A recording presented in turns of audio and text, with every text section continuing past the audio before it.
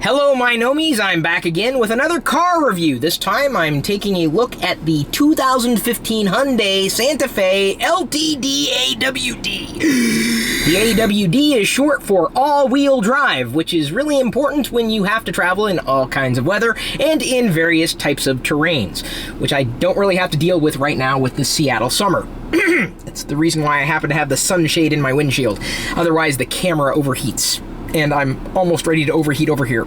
Upon first glance, it looked like a large vehicle, and indeed, it is a large vehicle. It is an SUV.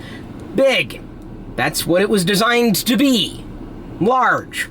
And so it works as an SUV. I appreciated the car color, I appreciated the car design, but nothing really jumped out at me as something that would stand out from the pack. It looks like any other SUV that I've seen on the road, and I realize that many people would chastise me for saying such a thing, but then again, I'm really not a car guy. As much as I like silver on just about any vehicle, I really don't know if this is designed any differently than any other SUV that I've seen. And it's not to say that they all look the same, because obviously they don't. There are different styles. It was very pleasing to the eye. It's just that, well, I tend not to notice car designs unless they're radically different. And I wouldn't say the car design is radically different, but that's not a bad thing. Different on the outside. Now, when you step inside the vehicle, it's a completely different story, for better or for worse. Taking a look at the notes that I've been taking over the past week since I've been driving this particular vehicle. I get my next one tomorrow, and yes, I'll be doing a review on that one as well. I'm not sure what I'm getting next.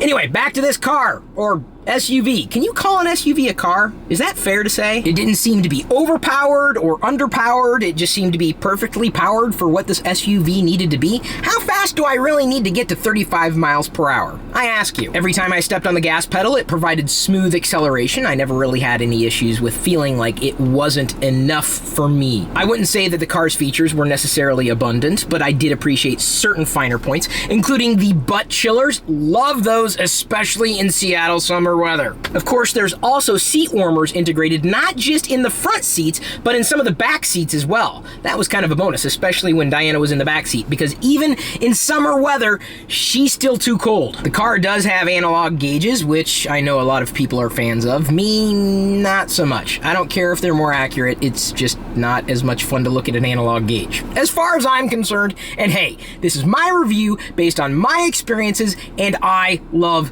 digital. I'm not sure if they're necessarily standard on most larger vehicles, but I've kind of become accustomed to the blind spot warnings in the side view mirrors, and of course this vehicle happens to have them. Those are almost a necessity, especially when you're driving some kind of larger vehicle like an SUV, because they're large. It's nice to have a compass in the rear view mirror, although I don't necessarily need to know which direction I'm facing.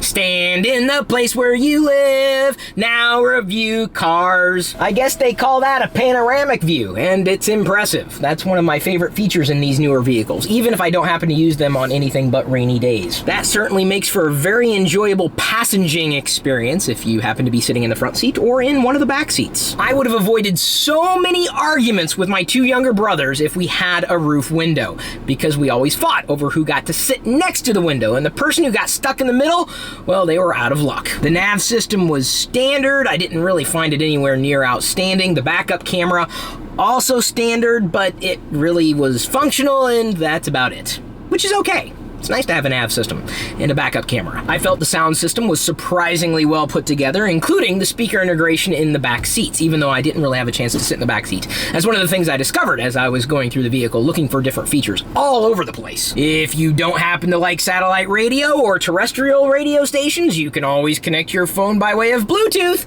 This also seems to be becoming standard. With a press of the button on the steering wheel, you can flip between various steering modes: normal, sport, or comfort.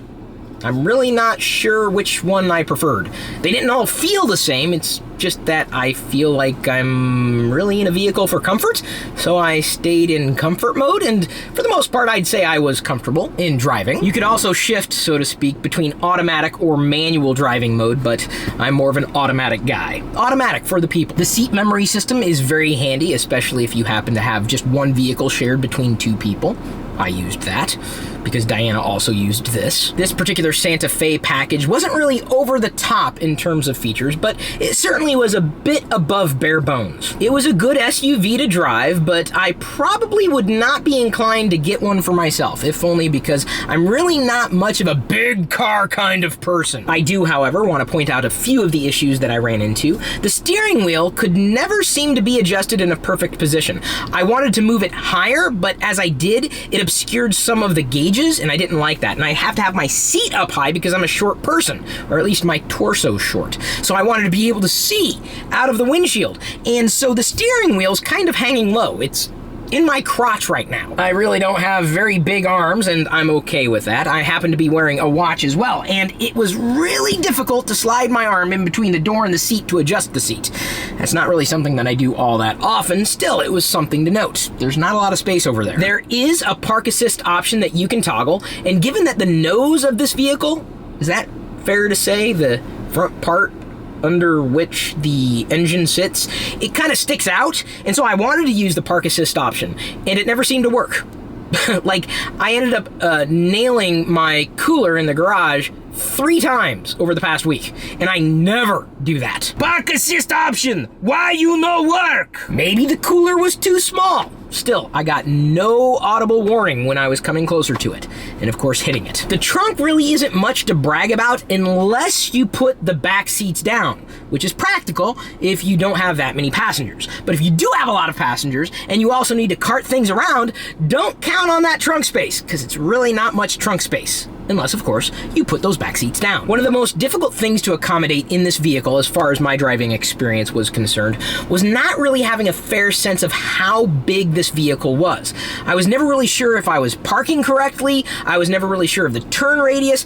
I was really nervous when driving this vehicle, specifically when I was going to park the vehicle. Not so much in driving, but even then, how big is this car? I don't know, it's just big, and if you're used to driving big cars, then you're probably accustomed to driving big vehicles. It's just that it was very difficult for me to get a sense of just how big it was and if I was going to hurt myself or somebody else. My wife Diana also drove the car, and she told me this morning that she didn't think that the console, specifically the layout of the controls, were all that intuitive. I didn't have that much of an issue. In fact, I kind of like the design of the console, but I guess I can see where she's coming from. It just didn't seem to work well for her. So who is this Hyundai Santa Fe for? Someone who transports many people frequently, someone who needs to drive in all kinds of conditions, and someone who appreciates larger vehicles outright. Who is this vehicle not for? Someone who might be a feature-driven driver looking for a lot of extras and teching out their systems. It's not really a teched out car.